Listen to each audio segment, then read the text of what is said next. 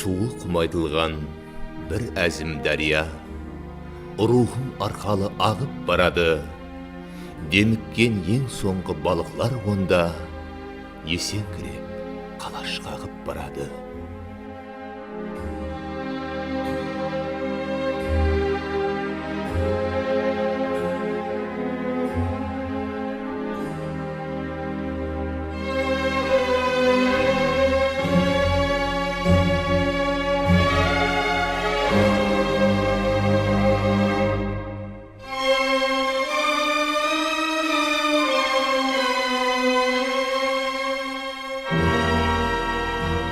Ибраим Юсупов 1929 жылы 5 майда Шымбай районының Азат ауылында дүнияға келеді.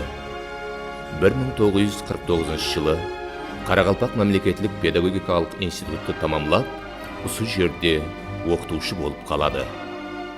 Бір тұтас Қарақалпақ поэзиясында 19 әсірде Бердақ пенен Әжнияз, 20 әсірде Аббас пенен Ибраим Юсуповты мұдамы өшпейтұғын жарқын жұлдызлар деп есаплауға болады.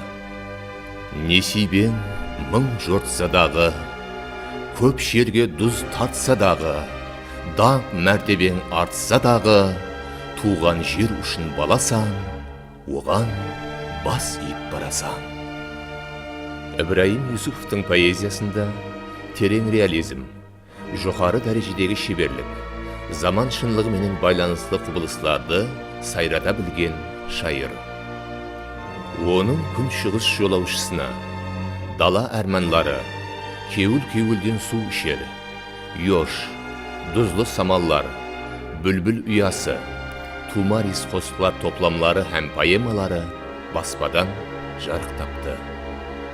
Ибраим Юсуповтың қосқылар топламлары рус, өзбек, қырғыз тілдеріне аударылып, өз оқырманларын тапты. Соның менен бір қатарда дүние әдебияты классиклерінің шығармаларын Қарақалпақ тіліне аударушы ретінде де белгілі болды. Шайыр Пушкин, Лермонтов, Гейне, Байрон, Шевченко, Хафыз, Омар Хайям, Науайы, Мақтумқұлы, Зүлфия, Расул Гамзатов, Ғафыр Құлам һәм тағы да басқа да сөз зергерлерінің классикалық шығармаларын ана тіліне аударып, оқушыларына інәм етті. Ибраим Юсупов 20 әсір Қарақалпақ әдебиятында, әсіресе поэзия тарауында ең көзге көрінген талант иесі. Шайыр өзінің ойшыл, терең лиризмге, образлы философияға құрылған лирикалық шығармалары арқалы Қарақалпақ лирикасын жанрлы жақтан еле де жетілістірді. Ол Қарақалпақ әдебиятында әсірлер дауамында қалыптасқан дәстүрлерін дүния әдебиеті дәстүріменен байланыстырды.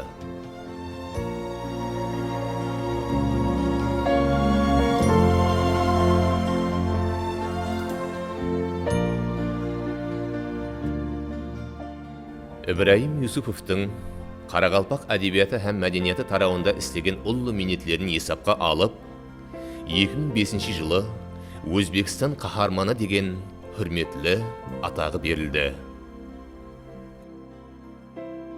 Mana Yusupov бүгін қахрамонlik unvonini qachon olish kerak edi? Mana bugun olyapti. Bu kishi ham Qoraqalpoq o'g'loni, Qoraqalpoqni endi eng ko'zga ko'ringan ijodkori. Bu ham bizlarning O'zbekistonimizning quroli. Butun dunyo, butun jahon shuni ko'rib turib, bitta bir oddiy lekin juda o'rinli bir haqiqatni tasdig'i deb bilaman. Жұлдызлардың ең жақсысын тереп ала қойған, адамлардың ең жақсысы сол жақтыға бара қойған. Асқар таудай адамлықты, ағын судай адалдықты, жомарттылықты, еренлікті көкірегіңе құя қойған. Сен туасаң ақылды да, шайырды да, батырды да, халық деп сенің атыңды да кім қойсы да тана қойған. Сен қуансаң көйлім тасып, бақыт бағын аралайман, сәл ынжылсаң мазам қашып, сау жанымды жаралайман. Базда өзім данадайман, базда ісім шаладайман, сені көрсем өз атама еркелеген баладайман. Көңілімде табуды ойлап, бір сөзді бір сөзге байлап, қара түнде қалем шайнап, ақ қағазды қаралайман. Арманым сол тұрсам жатсам, сөз құсын ұшардан атсам, сізге аз кем сөз ұнатсам, басқа бақыт сұрамайман.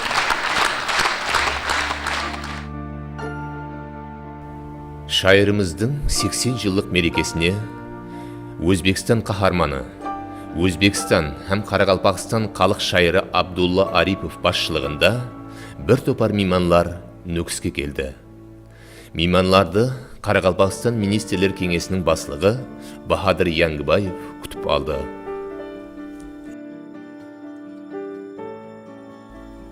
Шорша қоймышылығына мейманлар һәм шайырдың туған туысқанлары зияратқа барды. Шайыр қабіріне гүл шеңберлерін қойды. Сөзің сүйсінтер елді көп, кеттің орныңды белгілеп, кім айтты сізді өлді деп, жақсы шайыр өлмес болар.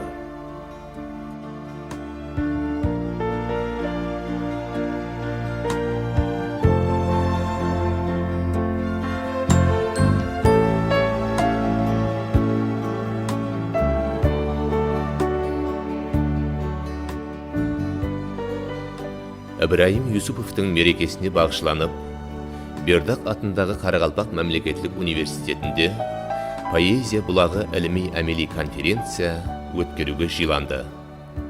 Мейманларды университет жәмәәті күтіп алды.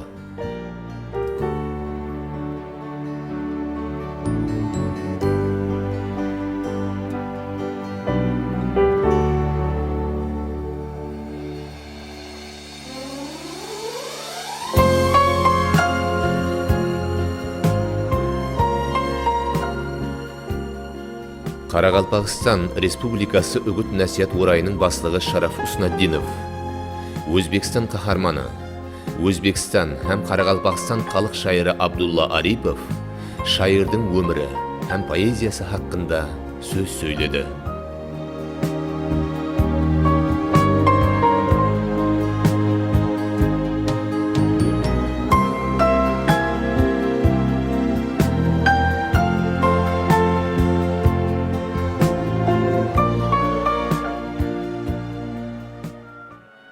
4 май күні Бердақ атындағы Қарақалпақ музыкалы драма театрында шайырдың 80 жылдық юбилейіне бағышланған әнжұман болды.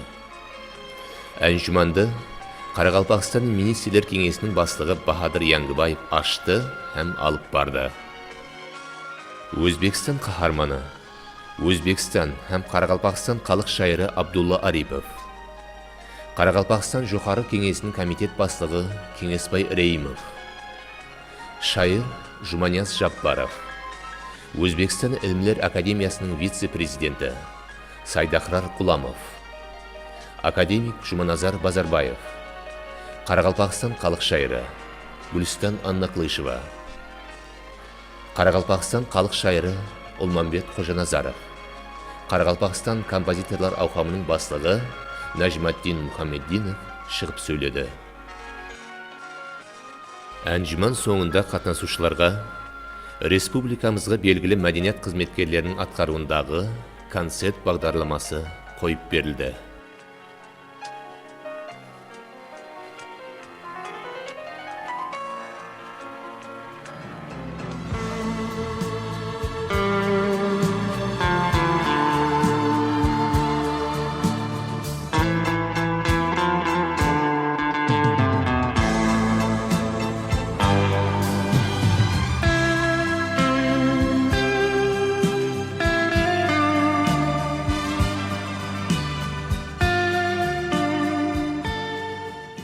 Он 2 май күні Ташкент қаласында шайырдың юбилейіне бағышланған әнжұман Өзбекстан жазушылар ауқамында болды.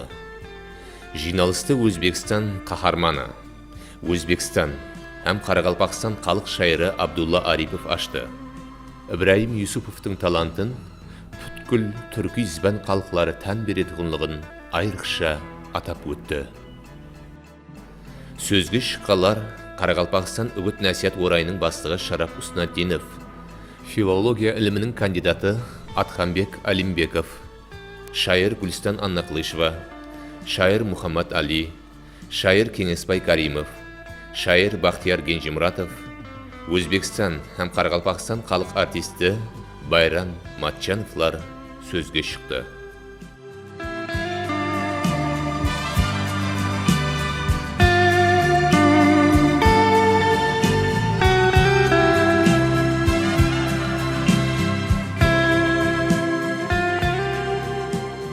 Ибраим Юсупов 20-шы әсір Қарақалпақ поэзиясын бұрын көрілмеген биік шыңларға алып шықты.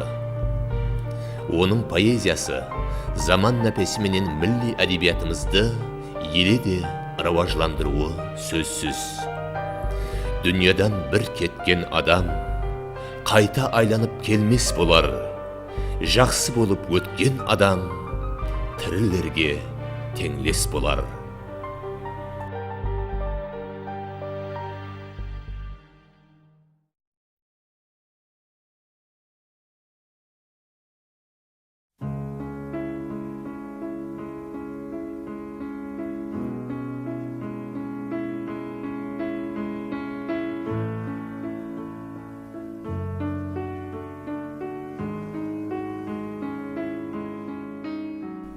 Әрбір халықтың сондай перзентлері бар. Оларды өзінің туған халқының маңлайына біткен таң жұлдызы десе де арзиды. Солардың бірі жазушы Төлепберген Қайыпбергенов тұр.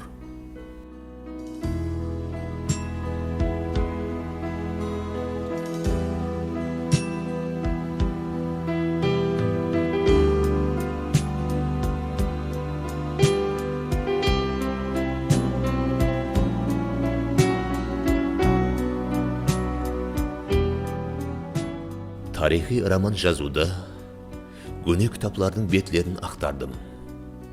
Шым-шытырық ескі жолларға, га машинадан, га самолеттан нәзер тастадым. Қабірлер басында тұрып ойларға баттым. Жасымда тыңлаған әпсіналарым менен тарихи деректерді салыстырдым. Егер олар бір алтын түйменің шашырап сынған бөлеклері шелі көрінсе, отыра сала зергерлік еттім. Сол алтын түймені өз үлгісінде заманына тән қасиетлеріменен қайта соқтым. Табылмай, аласапыран дәуір үргініне көміліп кеткен қиындылардың орнын өзім толықтырдым дейді Төлепберген Қайыпбергенов.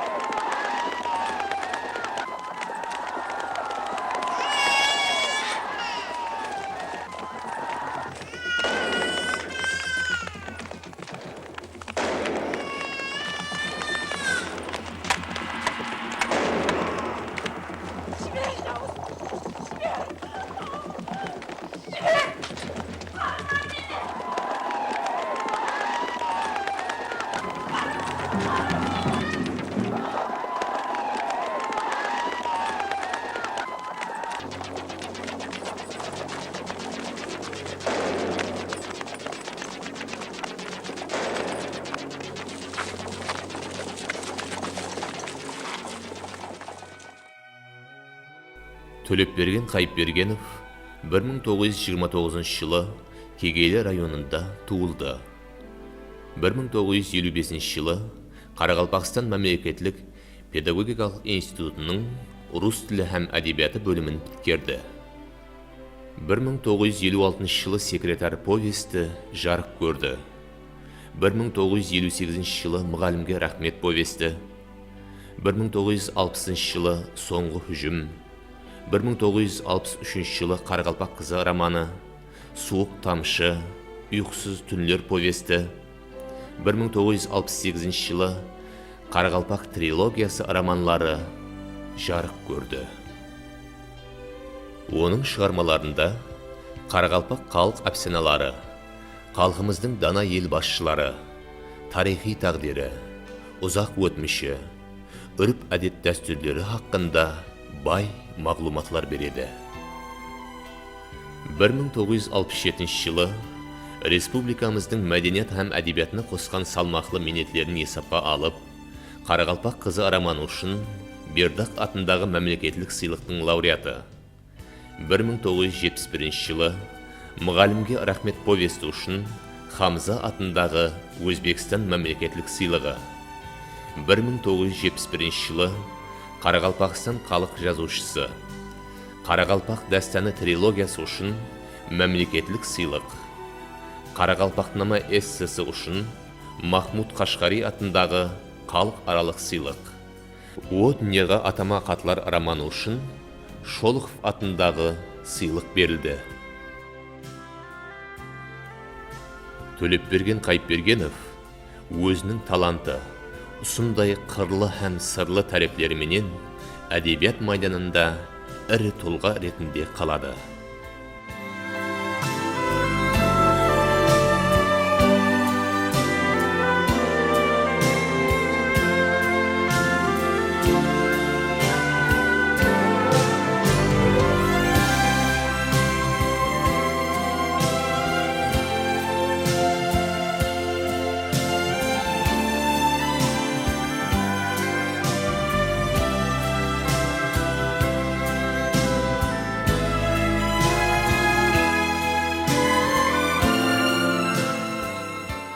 Әдебиет тарауында жемісті минетлері үшін жазушыға 2004 жылы Өзбекстан қаһарманы хүрметлі атағы берілді.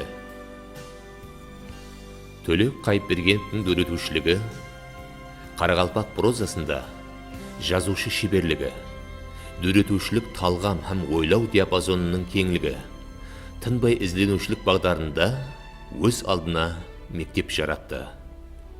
Жазушы шығармалары халқының рухи байлығын, ерлігін, мораллық дүнияның көззалығын ашуға қаратылған. Төлепберген Қайыпбергенов 1980 жылдан бастап бүгінгі күнге дейін Қарақалпақстан жазушылар қоғамының бастығы болып істеп кетір. Төлек Қайыпбергенов тек қана Қарақалпақ прозасында ғана емес, ал қазіргі орайлық Азия халықтары әдебиетларында да бірінші болып роман-эссе жанрын дөретті. Қарақалпақнама, о дүнияға атама қатлар, қалбімнің қамусы, түркинама, Қарақалпақтың өз қалпағыменен сырласуы, Қарақалпақпан өмірде тәуекелшімен роман-эсселері бұған мысал бола алады. Төлек Қайыпбергеновтың шығармалары рус, өзбек, қазақ, түркмен тілдеріне аударылды.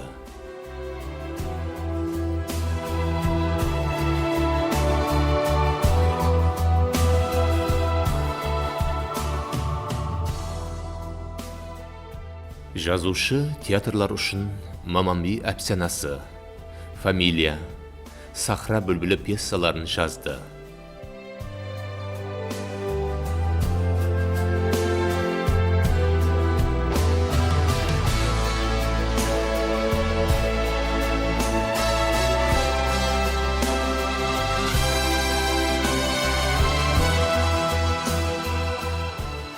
Қарақалпақ қызы романы тикарында Өзбекфильм киностудиясында Қайсар қыз көркем фильмі түсірілді.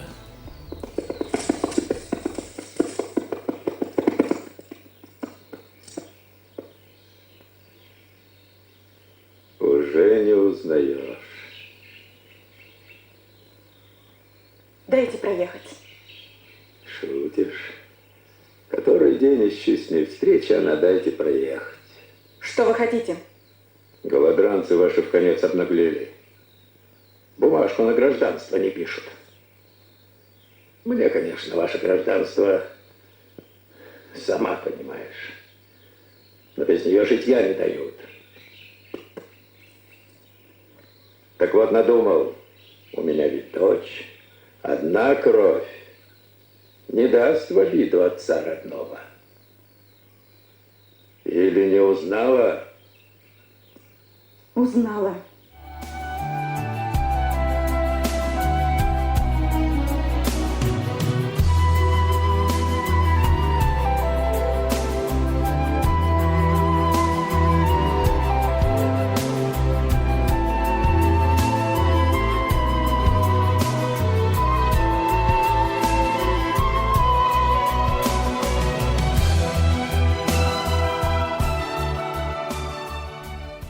Әжнес атындағы Нүкіс педагогикалық институтында Төлек Қайыпбергеновтың 80 жылдық юбилейі алды ұшырасуы болды. Жазушыны педагогикалық институт жәмәәті нан һәм дүзбенен күтіп алды.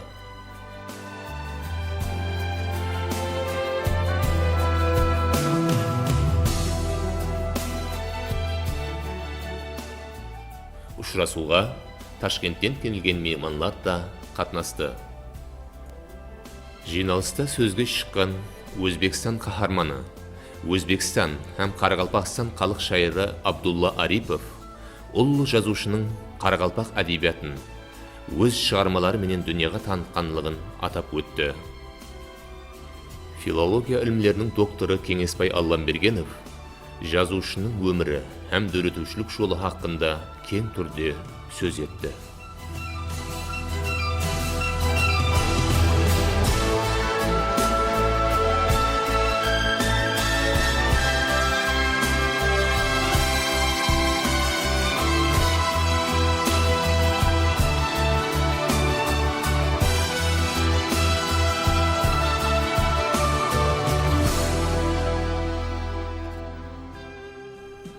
Алтыншы май күні Өзбекстан қаһарманы, Өзбекстан һәм Қарақалпақстан халық жазушысы Төлепберген Қайыпбергеновтың туылғанына 80 жыл толуына байланысты салтанатлы юбилей кешесі Бердақ атындағы музыкалы драма театрында болып өтті. Салтанатлы юбилей кешесін Қарақалпақстан министрлер кеңесінің бастығы Бахадыр Янгыбаев ашты һәм басқарып барды. Кешеде сөзге шыққан Өзбекстан қаһарманы, Өзбекстан һәм Қарақалпақстан халық шайыры Абдулла Арипов құттықтады һәм өз сыйлы сауғаларын тапсырды. Филология ілімдерінің докторы Қуанышбай Оразымбетов, Өзбекстан ілімдер академиясының вице-президенті Сайдахрар Ғуламов, академик Хүснеддин Хамидов, Кегейлі районы хәкімі Полат Иматов, Қарақалпақ халық жазушысы Оразбай Әбдірахманов, жазушы Мұратбай Нызанов, Арқа батыс әскери округы командирінің орынбасары Шухрат Тоқтаев, жазушының мемлекетіміздің хүрметіне сазауар болып атырғанлығы, оған елі де күш-жігер қайрат тіледі. Салтанатлы кеше соңында республика көркем өнер қайраткерлері менен жас атқарушылары тарапынан сахналастырылған концерт бағдарламасы қойып берілді.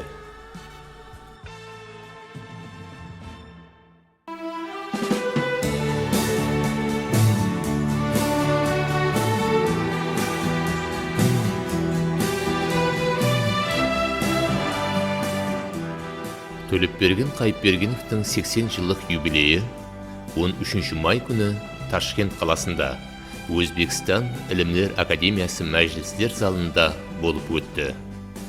Жиналысты Өзбекстан қаһарманы, Өзбекстан һәм Қарақалпақстан халық шайыры Абдулла Арипов алып барды. Жиналыста сөзге шыққан академик Бахтияр Назаров, филология ілімдерінің докторы Сарыгүл Бахадырова, филология ілімдерінің кандидаты Пердебай Нұржанов, Жазушы һәм Дилмаш Рәхимжан Атаев. Жазушының інісі Орақбай Қайыпбергеновлар жазушы Төлепберген Қайыпбергеновті құттықтады.